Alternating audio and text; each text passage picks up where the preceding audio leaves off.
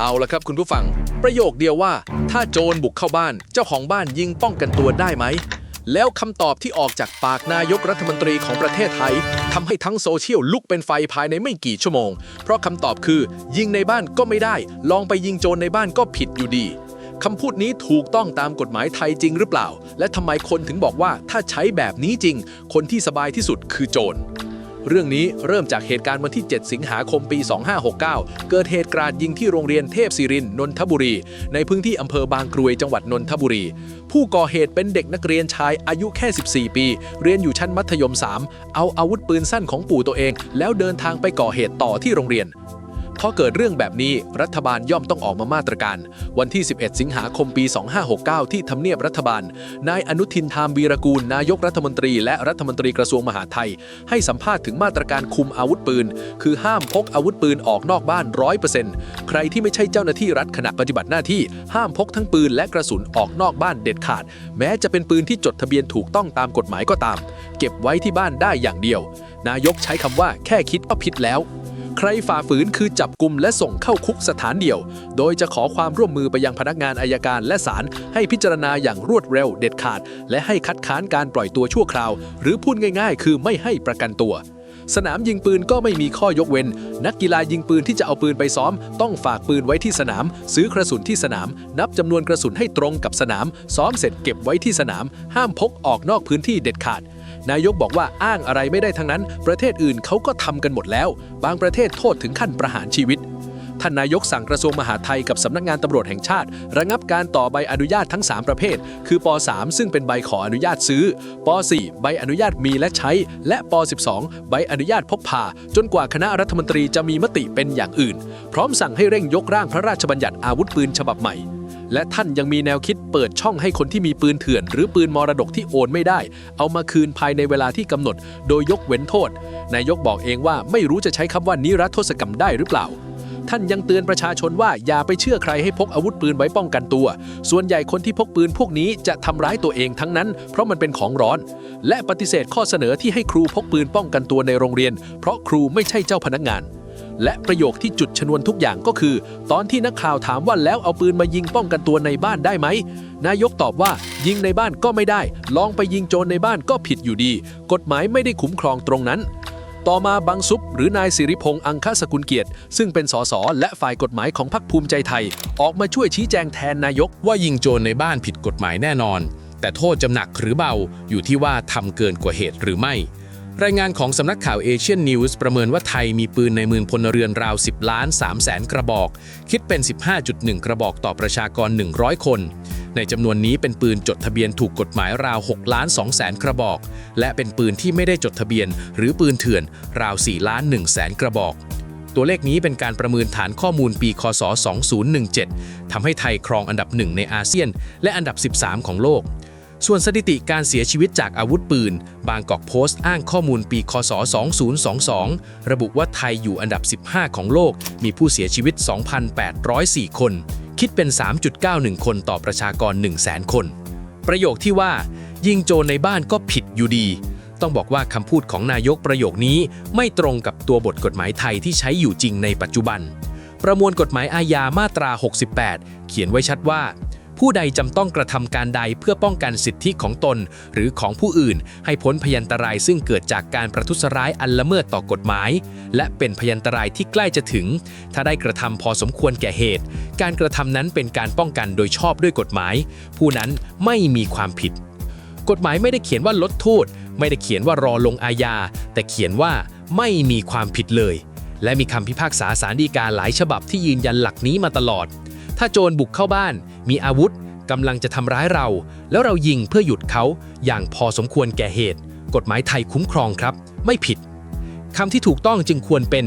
ยิงโจรในบ้านอาจไม่ผิดถ้าทำพอสมควรแก่เหตุไม่ใช่ผิดอยู่ดีนี่คือการส่งสัญญาณเชิงนโยบายมากกว่าการอธิบายตัวบทกฎหมายคือรัฐบาลต้องการปิดประตูตายทางความคิดของสังคมเรื่องมีปืนไว้ป้องกันตัวให้หมด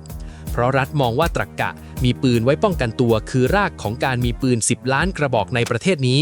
ถ้าคุณยังปล่อยให้คนเชื่อว่าปืนคือเครื่องมือป้องกันตัวที่ชอบทำยอดปืนจะไม่มีวันลดดังนั้นรัฐจึงเลือกพูดแบบสุดโต่งไว้ก่อนเพื่อให้สังคมกลัว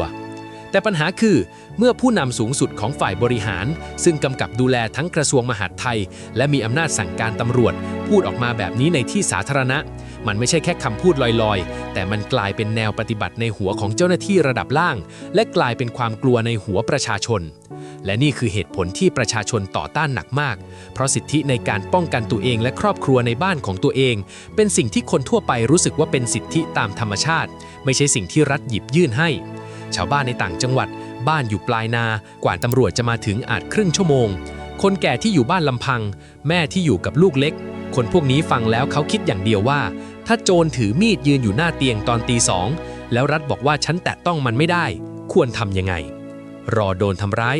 หรือรอตำรวจแรงต้านครั้งนี้ไม่ได้เกิดจากคนรักปืนแต่เกิดจากคนธรรมดาที่รู้สึกว่าคำพูดนี้เอาความปลอดภัยของครอบครัวเขาไปแลกกับความสะดวกในการบริหารของรัฐบังซุปออกมาช่วยอธิบายว่ายิงโจรในบ้านผิดแน่นอนแต่โทษอยู่ที่ว่าเกินกว่าเหตุหรือไม่ฟังเผินๆเหมือนช่วยแก้ให้นายกแต่จริงๆแล้วประโยคนี้เปิดแผลใหญ่ที่สุดของระบบยุติธรรมไทยออกมาพอดีในทางกฎหมายเมื่อคุณยิงคนตายสิ่งที่เกิดขึ้นทันทีคือมีศพมีปืนมีคุณตำรวจต้องตั้งข้อหาฆ่าผู้อื่นตายไว้ก่อนเสมอส่วนคำว่าป้องกันโดยชอบด้วยกฎหมายมันไม่ใช่โล่ที่ลอยมาคุ้มคุณอัตโนมัติแต่มันคือข้อต่อสู้ที่คุณต้องยกขึ้นอ้างเองและต้องนำสืบให้ศาลเห็นเองว่า 1. มีภัยอันตรายจริง 2. ภัยอันตรายนั้นใกล้จะถึงจริง 3. คุณไม่ได้เป็นฝ่ายก่อเหตุและ 4. สิ่งที่คุณทำมันพอสมควรแก่เหตุคำชี้แจงของบังซุปโดยเจตนาอาจจะแค่แก้ต่างให้นายกให้ดูซอฟต์ลงแต่ผลที่ออกมาคือการยืนยันว่าในประเทศนี้เจ้าของบ้านที่ป้องกันตัวยังไงก็ต้องเป็นจำเลยไว้ก่อนแล้วค่อยไปพิสูจน์ตัวเองในศาลซึ่งมันกลับหัวกลับหางกับความรู้สึกยุติธรรมของคนทั่วไปและการห้ามพก 100% ทำให้คนถือปืนถูกกฎหมายเสี่ยงกว่าคนใช้ปืนเถื่อนได้ยังไงลองนึกภาพ2คนคนแรกชื่อสมชายมีปืนจดทะเบียนมีใบป .4 ถูกต้องเสียเงินหลายหมื่นผ่านการตรวจประวัติชื่ออยู่ในระบบทะเบียนของกรมการปกครองคนที่2ชื่อโจรมีปืนแบล็งก์การดัดแปลงซื้อทางออนไลน์ไม่มีชื่อในระบบใดๆทั้งสิ้นพอมาตรการห้ามพก 100% บังคับใช้จริงถามว่าใครโดนก่อนคำตอบคือสมชายครับเพราะรัฐรู้ว่าสมชายมีปืนรัฐมีที่อยู่มีเลขทะเบียนปืนมีหมายเลขบัตรประชาชนจะตรวจสอบเมื่อไหร่ก็ได้ถ้าวันหนึ่งสมชายเอาปืนใส่ท้ายรถไปฝากที่บ้านญาติแล้วโดนตั้งด่านตรวจสมชายจบเลยตามที่นายกประกาศคือเข้าคุกสถานเดียวและจะขอให้คัดค้านการประกันตัวส่วนโจรนั้นรัฐไม่รู้ด้วยซ้ำว่าเขามีปืนเขาไม่เคยอยู่ในระบบมาตั้งแต่ต้นมาตรการที่ออกมานี้จึงไม่ได้แตะเขาเลยแม้แต่นิดเดียวเพราะคนที่ตั้งใจจะเอาปืนไปทำผิดกฎหมายอยู่แล้วเขาไม่สนใจหรอกครับว่ากฎหมายพกพาจะเขียนว่าอะไรคนที่สนใจกฎหมายคือคนที่ตั้งใจจะทำตามกฎหมายเท่านั้นนี่คือสิ่งที่ทำให้อัตราเสี่ยงมันกลับด้านในโลกปกติคนทำถูกกฎหมายควรเสี่ยงน้อยกว่าแต่ในมาตรการแบบนี้คนที่ทำถูกกฎหมายกลับกลายเป็นคนที่ถูกจับได้ง่ายที่สุดเพราะเขาเป็นคนเดียวที่อยู่ในระบบและประเด็นเรื่องการคัดค้านการประกันตัวรัฐธรรมนูญวางหลักไว้ว่าต้องสันนิษฐานไว้ก่อนว่าผู้ต้องหาเป็นผู้บริสุทธิ์และการปล่อยตัวชั่วคราวเป็นสิทธิ์การที่ฝ่ายบริหารประกาศล่วงหน้าว่าจะไม่ให้ประกันตัวสำหรับความผิดฐานหนึ่งเป็นเรื่องที่นักกฎหมายท้วงติ่งได้เพราะเรื่องนี้เป็นดุลพินิจของศาลไม่ใช่นโยบายที่ฝ่ายบริหารสั่งได้น่าสนใจว่าในยุคเองก็พูดในวันเดียวกันว่าถ้าปืนที่จดทะเบียนในชื่อใครถูกนำไปใช้ทำผิดกฎหมายเจ้าของปืนต้องรับเต็มๆถ้าไม่รีบแจ้งความทีนี้ลองเอา2เรื่องนี้มาชนกันครับปืนของคุณถูกบังคับให้ฝากไว้ที่สนามทำหายปืนไปโผล่ในคดีแล้วชื่อในทะเบียนคือคุณใครจะเป็นคนติดคุกคุณหรือสนามเรื่องนี้ยังไม่มีคำตอบจากรัฐบาลและนี่คือช่องโหว่ที่ต้องถามให้ชัดก่อนออกกฎหมายในวิชาอาชญาวิทยามีทฤษฎีหนึ่งชื่อว่าทฤษฎีการเลือกอย่างมีเหตุผลหลักคิดง่ายมากครับคนร้ายส่วนใหญ่ไม่ได้บ้าเขาคิดเลขเป็นก่อนลงมือเขาจะชั่งอยู่3อย่างคือได้อะไรเสี่ยงแค่ไหนและโอกาสโดนจับมีเท่าไหร่ทีนี้ความเสี่ยงในสมการของโจรมีอยู่2ด้านด้านแรกคือความเสี่ยงจากตำรวจด้านที่2คือความเสี่ยงจากเหยื่อว่าเหยื่อจะสู้กลับได้หรือเปล่ามาตรการนี้มันไปลดความเสี่ยงด้านที่2ของโจรลงจนเกือบเป็นศูนย์โดยไม่ได้เพิ่มความเสี่ยงด้านแรกเลยแม้แต่นิดเดียวเพราะจำนวนตำรวจเท่าเดิมความเร็วในการมาถึงที่เกิดเหตุเท่าเดิมอัตราคลี่คลายคดีเท่าเดิมแต่เหยื่อถูกปลดอาวุธหมดแล้วพอโจรรู้ว่าคนทั่วไปพกปืนออกนอกบ้านไม่ได้แน่ๆต่อให้เจอปืนในบ้านเจ้าของบ้านก็ลังเลที่จะใช้เพราะกลัวติดคุกสิ่งที่เกิดขึ้นคือต้นทุนความกลัวของโจรลดลงเดิมโจรต้องเผื่อใจว่าบ้านหลังนี้อาจมีปืนต้องวางแผนดีต้องเลือกเวลาต้องเสี่ยงชีวิตแต่ตอนนี้เขาคำนวณได้เลยว่าโอกาสเจอการต่อต้านด้วยอาวุธเหลือน้อยมาก ทีนี้มาดูที่หลักกฎหมายกันบ้างครับ Castle Doctrine เป็นหลักกฎหมายที่มาจากระบบกฎหมายอังกฤษอเมริกัน แนวคิดคือบ้านของคนคือปราสาทของเขา เมื่อมีคนบุกรุกเข้ามาในบ้านโดยผิดกฎหมาย เจ้าของบ้านมีสิทธิ์ใช้กำลังเพื่อป้องกันได้ โดยไม่มีหน้าที่ต้องถอยหนีก่อน และกฎหมายจะสันนิษฐานไว้ก่อนว่าเจ้าของบ้านมีเหตุอันควรกลัวจริง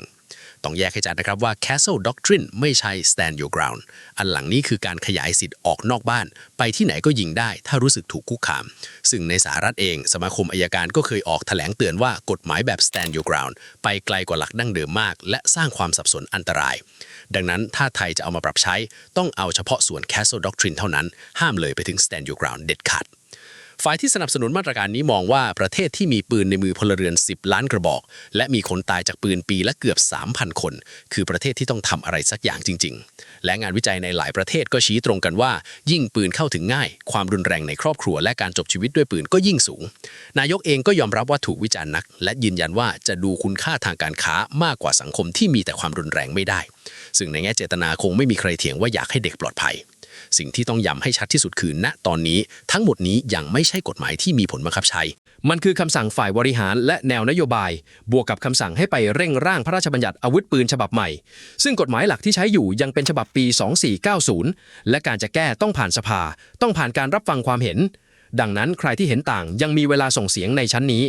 และคำถามสุดท้ายที่รัฐบาลยังไม่ตอบก็คือถ้าปืนเถื่อน4 ล้านกระบอกยังลอยนวลอยู่ข้างนอกแล้วเราไปไล่จับคน6 ล้านคนที่ยอมเข้าระบบมันจะทำให้เด็กในโรงเรียนปลอดภัยขึ้นตรงไหนหรือสุดท้ายเราแค่ได้ประเทศที่คนดีต้องกลัวกฎหมายส่วนคนร้ายไม่ต้องกลัวอะไรเลย